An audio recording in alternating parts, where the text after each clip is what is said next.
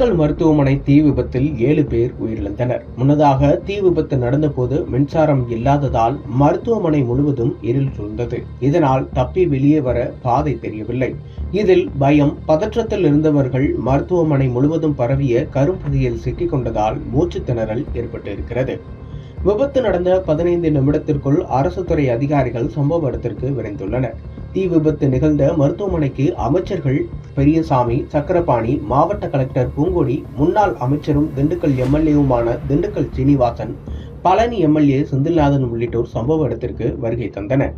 திண்டுக்கல் மாவட்டம் திருச்சி சாலையில் சிட்டி மருத்துவமனை என்ற தனியார் ஹாஸ்பிட்டல் இயங்கி வருகிறது. எலும்பு முறிவுக்கு சிகிச்சை அளிக்கும் இந்த மருத்துவமனையில் சுமார் 60 பயணிகள் சிகிச்சைக்காக அனுமதிக்கப்பட்டுள்ளனர். வியாழக்கிழமை இரவு மருத்துவமனை கட்டிடத்தில் உள்ள மின்சாதனம் திடீரென வெடித்து சிதறியுள்ளது. இதனால் தீ விபத்து ஏற்பட்ட நிலையில் கண்ணுமைக்கும் நேரத்தில் மருத்துவமனை முழுவதற்கும் பரவியுள்ளது.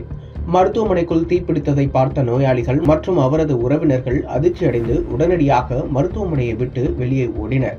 உடனடியாக தீயணைப்பு படையினருக்கும் தகவல் கொடுக்கப்பட்டது. அவர்களும் விரைந்து வந்து மீட்பு பணியில் ஈடுபட்டனர்.